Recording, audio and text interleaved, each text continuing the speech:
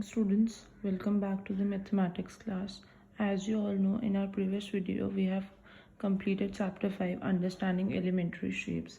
So in today's video we are going to solve some questions of chapter 5 only. Okay, so here is your practice worksheet containing the questions. I'll explain you the questions along with the solutions. So let's start with that. Question number 1 says, take 3 points P, Q, R on a line in such a way that PQ is equal to 9 cm, QR 5 cm and PR 4 cm. Find out which point is in between the other two. Before starting with the solution of this question, let me just recapitulate all the topics we have studied in chapter number 5. In chapter number 5, we have understood about line, concurrent lines, parallel lines, perpendicular lines, types of triangle based on sides and angles, how to construct the angles, and regular polygon, irregular polygon, along with different types of quadrilateral. So question number 1 says we have to take 3 points P, Q, R on a line. हमें एक line पे ये 3 points लेने हैं in such a way, इस तरीके से कि PQ should be 9 cm, QR 5 cm and PR 4 cm.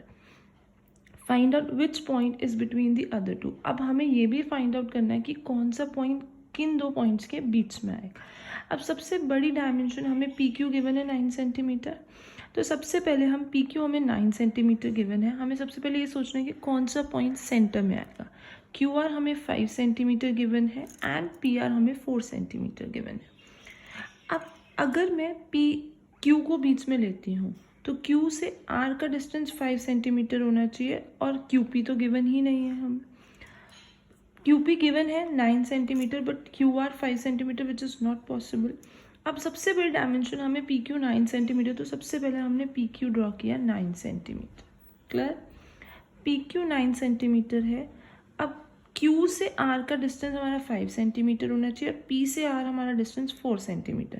That means I have to locate point R in between P and Q in such a way that PR should be 4 centimetre. तो अब हमने क्या किया, सबसे पहले हमने इधर देखिए स्केल्स की हेल्प से मैं आपको शो करती हूँ. सबसे पहले हमने PQ 9 सेंटीमीटर ड्रॉ किया. अब PR मुझे कितना गिवन है बेटा, 4 सेंटीमीटर. तो P से मैंने जब 0 पे रखा तो 4 सेंटीमीटर पे मैंने पॉइंट मार्क कर दिया और उसको नेम दे दिया R. I have given the name R. अब QR का डिस्टेंस कितना है, 5 सेंटीमीटर. QR दैट मीन्स ये डिस्टेंस हमारा कितना होना चाहिए, 5. तो इसको मेजर कर लेते हैं. अगर ये आ रहा दैट मीन्स हमारा बिल्कुल करेक्ट है. आप क्लियरली देख सकते हो it's 5 centimetre. That means our answer is completely correct. That means point R is in between P and Q. Clear? Question number 1 clear है सबको. Now question number 2, ये मैंने जब आपको टॉपिक कराया था तब भी समझाया था. Again I am explaining it to you. Find the measure of the angle marked by x in the following figure. आपको एक फिगर गिवन है, इसमें हमें x की वैल्यू, x एंगल को फाइंड करना है. अब ध्यान से देखो कि ये पूरा एक कंप्लीट एंगल फॉर्म करा. अगर मैं इसको इस तरीके से ज्वाइन कर दूं डॉटेड से, ये पूरा हमारा क्या फॉर्म कर रहा है, एक complete angle. That means angle COD is equal to complete angle की मेजरमेंट 360 डिग्री होती है कंप्लीट एंगल. अब कंप्लीट एंगल में कौन सी दो चीज़ें आ रही हैं कि x और ये इतना मुझे कितना गिवन था 260 डिग्री.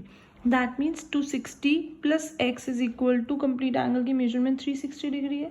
तो यहाँ से मैं x की वैल्यू फाइंड कर सकती हूँ 260 को राइट साइड पे सब्सटीट्यूट करके. यहाँ 260 प्लस हो रहा है तो उधर जाके हमारा साइन चेंज हो जाएगा माइनस. तो 360 degree minus 260 degree which comes out to be 100 degree. In this way we have to find the measure of the x angle. Clear? I hope question 2 is also clear to you. Now next question, draw the angle of the following measure and classify them as acute, right, obtuse or straight angle. आपको angle draw करना है and after the construction of angle you have to classify them as acute angle, right angle, obtuse angle or straight angle. First of all, we have to construct an angle of 60 degree. You all have understood how to construct the angles in your previous standard but again I am explaining to you. Before the construction of angle, first of all we'll construct a ray OB. सबसे पहले हम एक ये ray OB construct करते हैं with the help of scale और with the help of protector. हमने OB को कंस्ट्रक्ट कर लिया, ठीक है, कितनी भी बड़ी आप कंस्ट्रक्ट कर सकते हो according to your own wish. अब हम क्या करेंगे, दिस इज आवर प्रोटेक्टर, ये जो हम उसको मार्क कर लेंगे OB.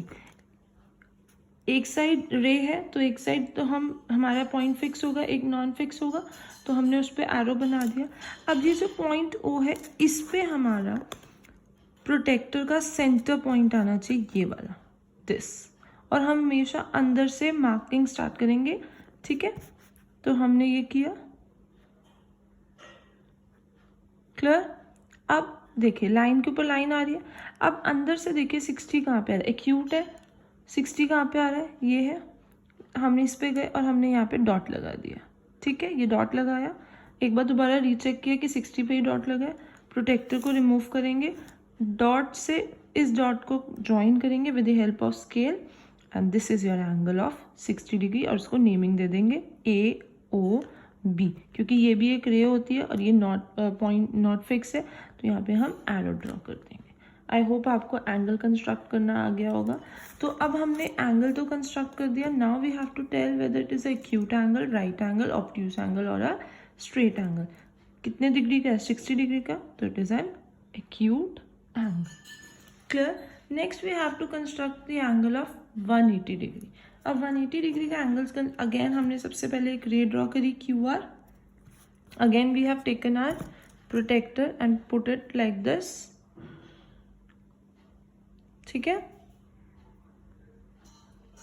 अब अंदर से देखेंगे, देखिए दो तरीके से आ रहा है, एक बाहर की साइड भी लिखा हुआ है, अंदर की साइड. हम हमेशा अंदर की साइड से देखेंगे. स्टार्टिंग 180 यहाँ पे आ रहा है, डॉट लगा दिया, क्रॉस टैली किया, प्रोटेक्टर है तो 180 degree, it is a straight line. Clear. So अब हमने प्रोटेक्टर हटा लिया अपना. So angle PQR is equal to 180 degree is equal to straight angle. Clear. I hope आप सबको एंगल कंस्ट्रक्ट करना आ गया होगा फिर से, और उसकी क्लासिफिकेशन मैंने आपको पहले भी सिखा रखी है. Acute angles which are greater than 0 degree and less than 90 degree are acute angles. Angle which is of 90 degree is a right angle. Angle which is greater than 90 degree and less than 180 degree is a obtuse angle. An angle which is of 180 degree is a straight angle. An angle which is of 360 degree is a complete angle. Clear? मैंने साथ साथ आपको types of angle भी revise करा दिए. ना ये वाला क्वेश्चन थोड़ा सा ध्यान से समझेंगे. Find the number of right angles turn through the hour hand of a clock when it grows from 6 to 9. हमें बताना है कि जब एक क्लॉक में 6 से 9 पे सुई जाएगी तो कितने राइट एंगल फॉर्म होंगे. यहाँ पे ध्यान से देखिए, ये वॉच है हमारी, वो बोल रहे हैं 6 से, मैं डॉटेड में बनाती हूँ, ये 6 से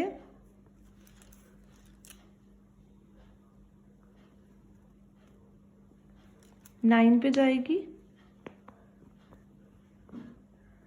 तो कितने राइट एंगल फॉर्म होंगे. यहाँ से देखो एक ही राइट एंगल फॉर्म हो रहा है. Clearly by watch we can observe 6 to 9 is equal to 1 right angle.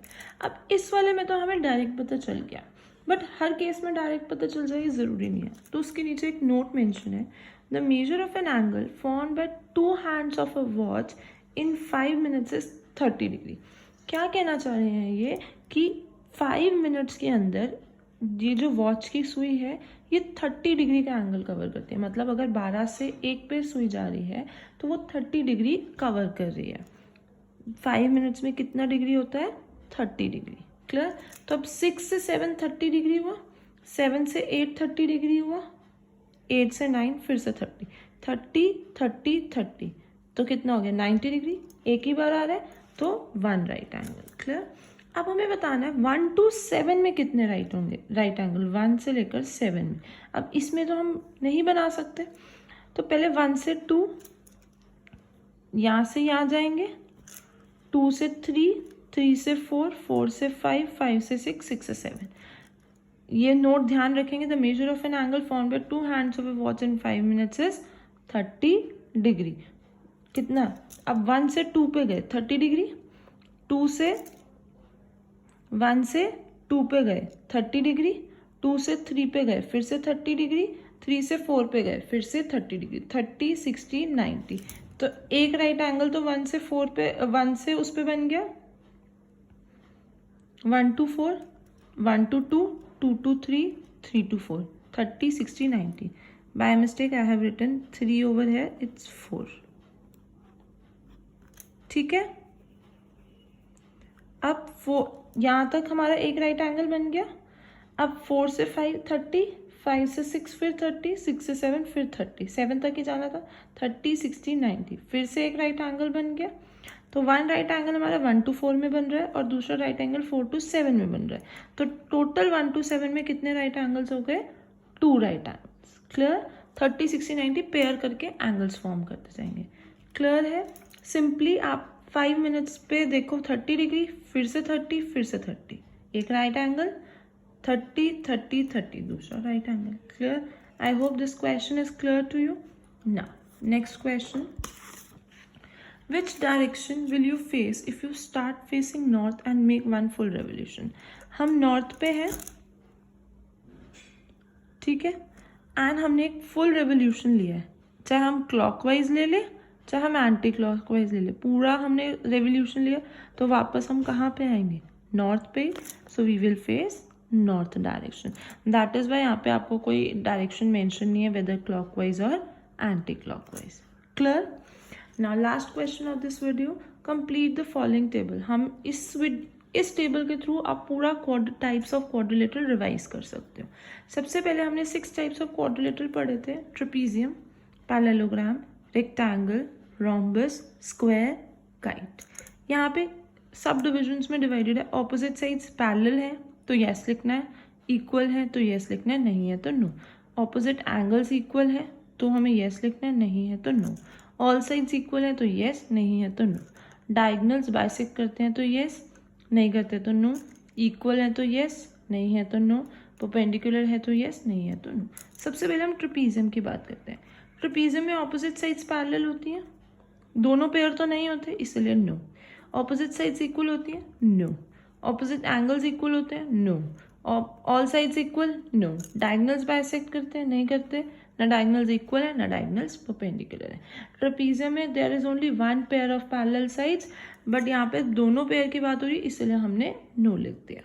और स्पेशल केस में, ट्रेपीजियम के स्पेशल केस में non pair of parallel sides equal होता है तो उसको हम isosceles trapezium. Moving on to parallelogram, opposite sides parallel, yes.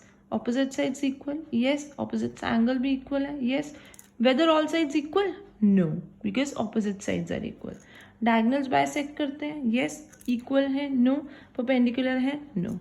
Rectangle में ऑपोजिट साइड्स पैरेलल होती हैं, यस। ऑपोजिट साइड्स इक्वल भी होती हैं, ऑपोजिट एंगल्स भी इक्वल होते हैं। ऑल साइड्स इक्वल होती है रेक्टेंगल में, नो। डायगनल बाइसेक्ट करते हैं, यस। इक्वल भी है और परपेंडिकुलर नहीं है। Moving on to rhombus, rhombus में ऑपोजिट साइड्स पैरेलल होती हैं, ऑपोजिट साइड्स इक्वल भी होती हैं, ऑपोजिट एंगल्स इक्वल भी होते हैं और रोम्बस की ऑल साइड्स इक्वल भी होते हैं। रोम्बस के डायगनल्स बाइसेक्ट करते हैं and they bisect at right angle, इसीलिए डायगनल्स परपेंडिकुलर भी है बट डायगनल्स इक्वल नहीं है। परपेंडिकुलर का मतलब ही यही है कि जब डायगनल्स बाइसेक्ट करें एट राइट एंगल 90 डिग्री पे। स्क्वायर में opposite sides are parallel, opposite sides are equal, opposite angles equal, ठीक है। All sides equal, yes. Diagonals bisect भी करते हैं, इक्वल भी है और परपेंडिकुलर भी है। काइट में क्या होता है? Non adjacent sides are equal, तो ऑपोजिट साइड्स पैरेलल है, no. Opposite sides equal, no. Opposite angles equal, no. All sides equal, no. Neither diagonals bisect nor they are equal and perpendicular. So this, with the help of this table, we have revised all the properties of different types of quadrilateral. I hope this video has helped you in the revision of chapter number 5. Thank you.